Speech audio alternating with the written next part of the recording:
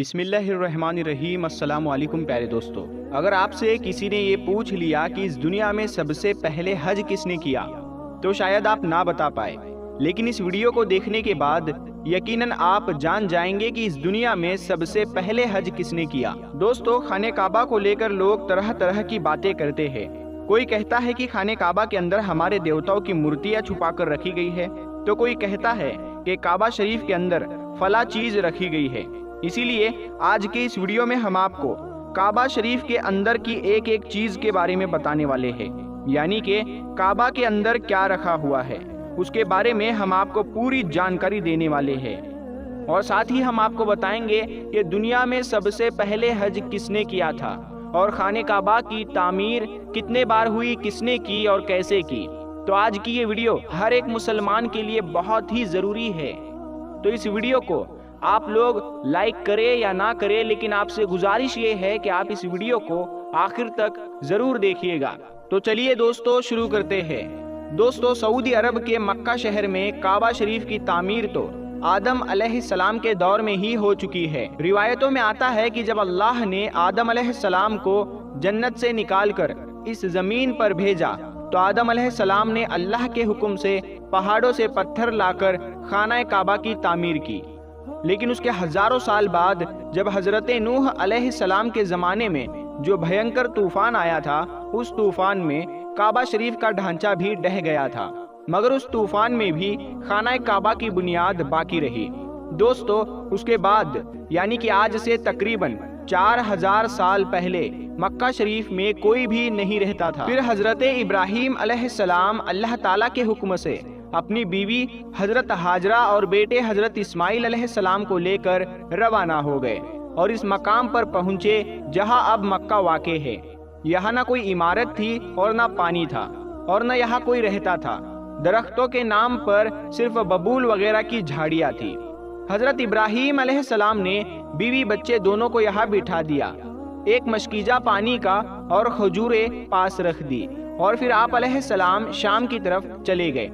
حضرت ابراہیم علیہ السلام دوسری بار مکہ آئے تو قیام نہ کیا، لیکن جب تیسری بار تشریف لائے تو حضرت اسماعیل علیہ السلام سے فرمایا کہ بیٹا، اللہ تعالیٰ نے مجھے ایک حکم دیا ہے۔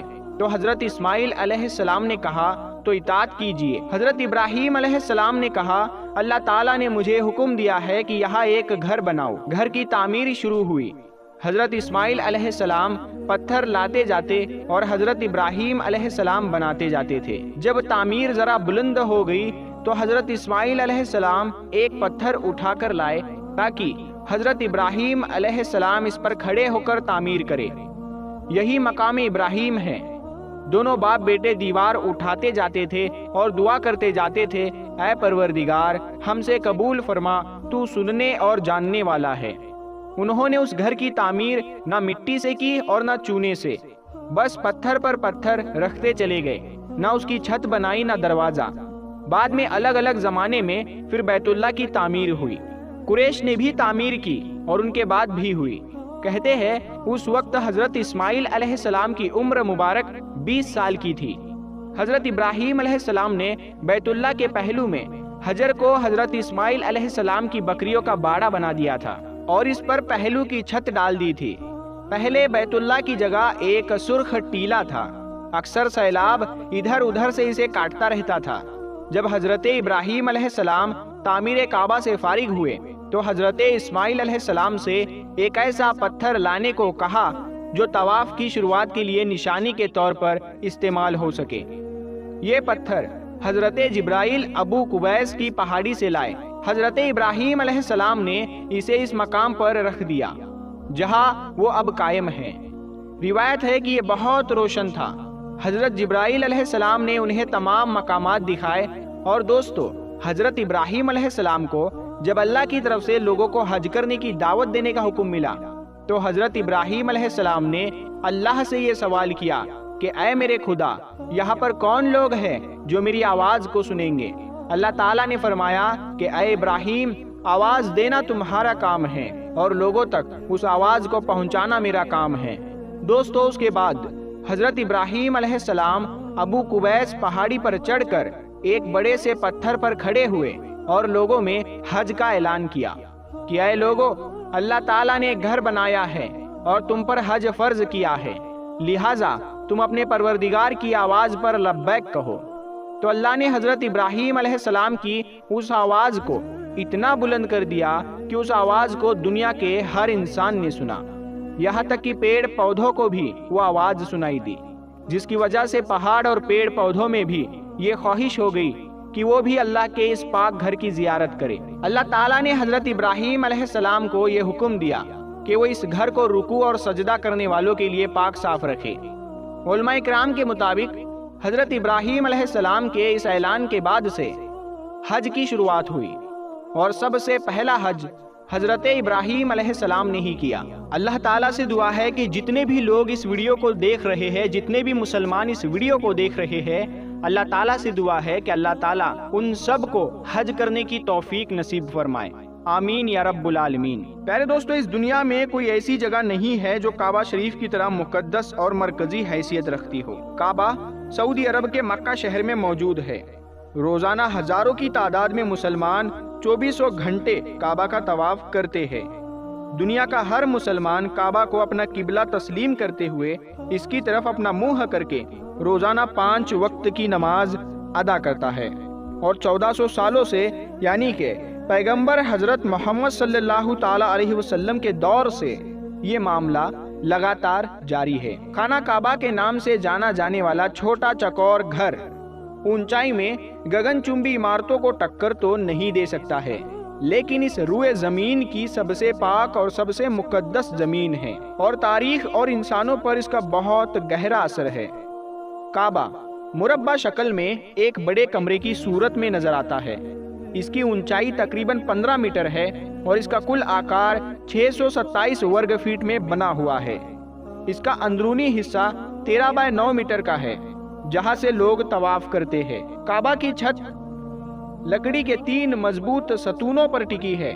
ان ستونوں میں جو لکڑی کام میں لی ہوئی ہے وہ دنیا کی سب سے مضبوط لکڑیوں میں سے ایک لکڑی ہے۔ صحابی رسول حضرت عبداللہ بن زبیر رضی اللہ تعالی عنہ نے یہ لکڑی کی 3 پلر بنوائی تھی۔ ان کو 1350 سال گزر چکے ہیں۔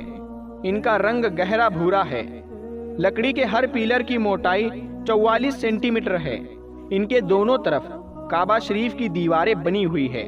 کعبہ شریف میں ایک دروازہ ہے، اس کے ٹھیک سامنے ایک محراب ہے، یعنی کہ یہ محراب اس جگہ پر ہے جہاں پر رسول خدا صلی اللہ تعالی علیہ وسلم نے کعبہ کے اندر نماز ادا فرمائی۔ حضرت ابن عمر رضی اللہ تعالی عنہ کعبہ کے اندر تشریف لے جاتے تو دروازے سے سیدھے آگے کی جانب اتنا چلتے کہ سامنے والی دیوار تقریباً 3 ہاتھ رہ جاتی، تو وہ دیوار کی طرف پشت اور سامنے والی دیوار کی طرف اپنا رخ کر کے اپنی نماز ادا فرماتے۔ وہ اسی جگہ پر نماز ادا فرماتے جہاں پر رسول خدا صلی اللہ تعالی علیہ وسلم نے نماز ادا فرمائی تھی، جیسا کہ حضرت بلال رضی اللہ تعالی عنہ نے انہیں بتایا تھا۔ دروازے کی داہنی طرف ایک جنا ہے جو چھت کی طرف جاتا ہے، اس کے ایک دروازہ ہے، اس پر پردہ لٹکا رہتا ہے۔ کعبہ کی دیواروں کے اندرونی حصوں میں مضبوط اور خوبصورت سنگ مرمر لگایا گیا ہے، جس پر نہایت ہی دلکش نقش بنے ہوئے ہیں۔ کعبہ کی اندرونی دیواروں اور چھت پر سبز پردے لٹکے ہوئے ہیں، جن پر کلمہ طیبہ کے علاوہ سورہ عمران آیت نمبر 96 اور سورہ بقرہ کی آیت نمبر 44 لکھی ہوئی ہے۔ پردے کا سائز 7.5 میٹر ہے۔ کیونکہ یہ پردے کعبہ شریف کے اندر میں ہیں، اسی لیے ان پر گرد و غبار نہیں لگتی ہے۔ اسی لیے ان پردوں کو تقریباً 3 سے 5 سال کی مدت کے بعد ہی بدلا جاتا ہے۔ کعبہ شریف کا ایک اندرونی پردہ سب سے پہلے مکہ کے ایک کارخانے میں تیار کیا گیا تھا۔ دوستو، کعبہ کے اندر ایک صندوق بھی رکھا ہے جس کے اندر کعبہ کے ہدایہ محفوظ ہے۔ کعبہ کا فرش سفید سنگ مرمر سے بنایا گیا ہے۔ کعبہ کی جو چھت ہے، ایک اوپر اور ایک نیچے، ان میں ایک سوراخ بنایا گیا ہے جس میں شیشے کا ایک مضبوط ڈھکنا رکھا ہے، جس سے کعبہ شریف کے اندر روشنی آتی ہے۔ جب کعبہ کو غسل دیا جاتا ہے یا پھر غلاف کعبہ بدلا جاتا ہے تو یہ ڈھکنا اٹھا دیا جاتا ہے۔ پھر خانہ کعبہ کی اندرونی سیڑھیوں سے چڑھ کر اور سوراخ سے گزر کر چھت تک جایا جاتا ہے۔ 1397 ہجری سے پہلے یہ سیڑھیاں लकड़ी की हुआ करती थी, लेकिन इसके बाद में इन लकड़ियों की सीढ़ियों को हटाकर इनकी जगह पर मजबूत एल्यूमिनियम की सीढ़ियां बनाई गई और इनकी तादाद 50 है। काबा शरीफ का दरवाजा, जिस पर सोने की तख्तियां जड़ दी गई है, जिनकी लागत 1,34,00,000 रियाल है, जबकि 280 किलो सोना इस लागत के अलावा भी लगा है। ये काम खालिद बिन अब्दुल्ला की हिदायत पर मुकम्मल हुआ था। काबा शरीफ का अंदरूनी फर्श संगे मरमर का है। ये बहुत ज्यादा सफेद है।